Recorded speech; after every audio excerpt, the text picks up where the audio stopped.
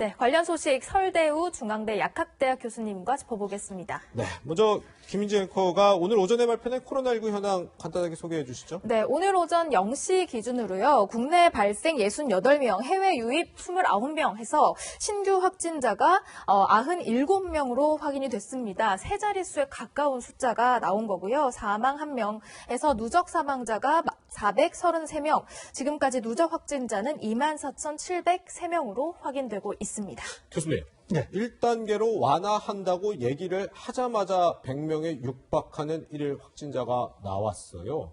어떻게 봐야 될까요?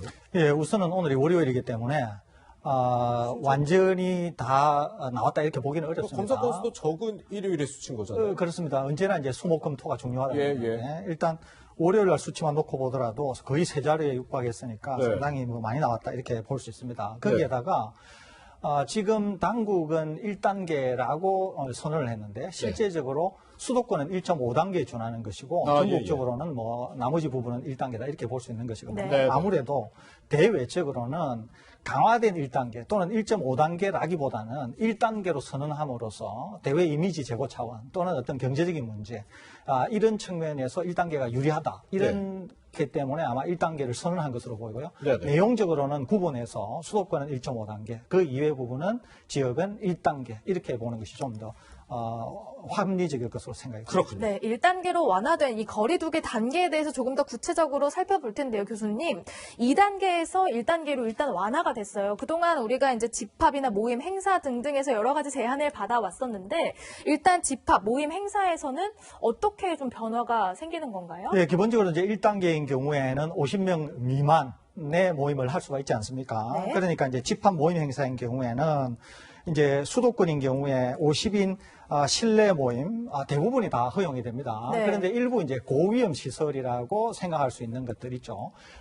어떤 때는 11개, 어떤 때는 10개 이런 것이라고 볼 수 있는데 이런 경우에는 4제곱미터당 1명 수준으로 네. 모임이 가능하고요. 비수도권에는 비교적 좀 자유롭습니다. 모임들이 비교적 자유롭다고 볼 수 있죠. 이제 네. 바이러스 확진자 수가 좀 적다고 볼 수 있습니다. 그다음에 대면 예배 같은 경우에도 수도권인 경우에는 대면 예배가 가능하기는 한데 모임이나 식사 같은 거는 금지가 됩니다. 그 이외에 다른 지역에서는 자유롭게 이제 모일 수가 있는 것입니다. 다만 어떤 모임이든지 상관없이 마스크 착용은 기본적으로 이제 의무화된다 이렇게 볼 수 있습니다. 그리고 경우에 따라서는 과태료도 부과될 수가 있다고 볼 수 있습니다. 네. 그러니까 지금 상당히 완화된 것은 맞습니다만은 제가 저번에도 말씀드린 것처럼 치료제와 백신이 없기 때문에 그것을 대신할 수 있는 거의 유일한 수단은 마스크라고 볼 수 있거든요. 그렇기 때문에 오히려 마스크 착용에 대해서는 강제적 수단이 동원이 되고 마스크 착용은 훨씬 강화되는 그런 조치가 이루어진다. 이렇게 이해하시는 것이 편하지 않을까 생각이 듭니다. 예. 근데 교수님 아까 이 수도권 같은 경우는 1단계라기보다 1.5단계다 이렇게 좀 얘기를 해 주셨는데 이 수도권에 좀 무슨 차이가 있길래 이 0.5가 붙는 거죠?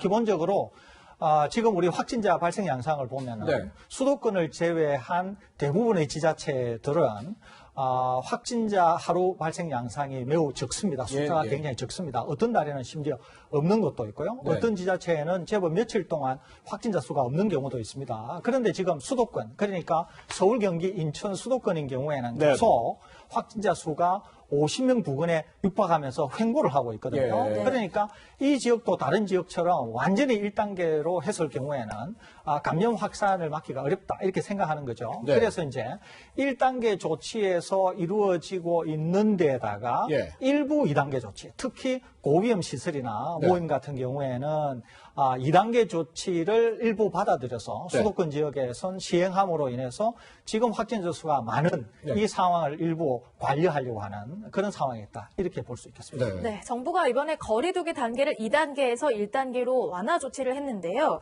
교수님, 이 1단계로 가려면 충족해야 하는 기준이 있음에도 불구하고 이를 지키지 않은 상태에서 완화했다. 이런 지적도 나오던데 왜 그런 거예요? 일단은 매우 우려할 상황이다. 이렇게 볼 수 있는데요. 일단은 1단계 조치가 가져야 되는 조건이 몇 가지가 있습니다. 하나는 1일 확진자 수가 50명 미만이라 네, 됩니다. 그런데 지금 그렇지 않잖아요. 그렇지 않고 있죠. 그다음에 감염 경로를 모르는 것이 5% 미만이라야 되는데 예. 지금 감염 경로를 모르는 2주일간의 평균이 거의 20% 정도 되니까 4배 정도 네. 높다 이렇게 볼 수 있습니다. 예, 예. 그다음에 집단 발생 양상이 상당히 감소하거나 감소하는 추세를 보여야 되는데 네. 감소하는 추세, 확실하다 이렇게 보기보다는 횡보하고 있다 이렇게 봐야 되는 것이거든요. 그렇죠. 이것도 네. 맞지 않고 그다음에 방역망 내 감시 관리 비중이라고 하는 게 80%를 상회해야 됩니다. 거의 이제 80, 90, 100%에 가깝도록 거의 감시망 내로 다 관리가 돼야 되는데 네. 이게 지금 80%가 안 되고 있거든요. 네. 이것도 이제 충족이 되지 않고 있습니다. 네. 그러니까 이제 일부 지금 병원에서의 어떤 또 관리, 그 다음에 병원 병상 이런 것들은 충분히 이제 1단계가 될 만한 상황이 되고는 있는데 조금 전에 말씀드린 이런 기준이 충족하지는 않는데 네. 방역 당국이 어제 얘기한 것은 첫째, 코로나19가 어느 정도 안정세를 보이는 것으로 보인다. 네. 두 번째는 폭발적인 양상이 있을 것 같지는 않다. 네, 네. 세 번째는 코로나19와 관련해서 너무도 긴 시간 우리가 계속 2단계 조치에 있어 왔다. 그러니까 네. 국민의 피로감이 상당히 있다. 그 다음에 이제 하나는 경제 문제도 고려해야 될 것 같다라고 네, 네. 하는 이제 종합적인 판단에서 이제 2단계에서 1단계로 온 것인데 아까 말씀드린 것처럼 수도권은 1.5단계 정도로 볼 수 있고 네. 방역당국에서 원래 기준으로 설정해 놓았던 1, 2, 3단계에 맞지는 않기 때문에 네. 그런 점에서 본다고 하면은 지금 이 방역당국의 조치가 향후에 가을, 이제 겨울, 독감 계절이 오면서 다른 외국에서 보이는 것처럼 환자 발생이 더 많아질 것 같은데 그런 점에서 본다고 하면 지금의 단계 조정이 어떤 영향을 미칠까 하는 것은 상당히 주의 있게 바라봐야 되지 않을까 네. 생각합니다. 네. 네, 어쨌든 지금 1단계로 완화가 되지만 이 마스크 착용 의무화는 내일부터 시행이 됩니다. 물론 한 달 동안 계도 기간이 있지만 뭐 완화가 됐더라도 이 감염 예방을 위해서는 언제 어디서든 마스크를 쓰는 거 이게 굉장히 중요하다고 말씀드릴 수 있겠습니다. 이런 가운데 좀 이런 해프닝도 있었어요. 한 유명 유튜버가 본인이 자가격리 기간인데 지인들을 뭐 집 앞에 찾아서 생일 파티라는 영상을 올려서 참 논란이 되고 있던데 이런 행동 굉장히 위험한 행동 아닙니까? 예, 지금 이제 이건 바람직스럽지 않은데요. 예. 우선은 이 요리 연구가로 알려져 있고 굉장히 유명한 유튜버라고 알려져 있습니다. 네, 네. 그런데 이제 이분이 외국에 계시다가 한국에 이제 입국을 하셨으니까 당연히 2주간 해야죠. 2주간 이제 자가격리 네. 조치를 해야 되겠죠. 그러니까 이제 굉장히 유명하시고 그런 분들이기 때문에 그런 분이기 때문에 아마 자가 주변에 팬이라고 해야 되겠죠. 그런 분들이 오셔서 생일 축하를 하고 하는 그런 어떤 이제 이벤트가 있었던 것으로 생각이 됩니다. 이것이 이제 공개가 된 것인데요. 문제는 뭐냐 하면은 물론 이 상황을 통해서 팬이 집안을 방문했다거나 접촉이 있었다거나 그건 아닙니다. 예. 그럼에도 불구하고 언제나 이런 분들은 사회에 영향력이 있고 어떤 지도적 위치에 있는 분이라고 볼 수 있는 것이거든요. 네. 그리고 명백히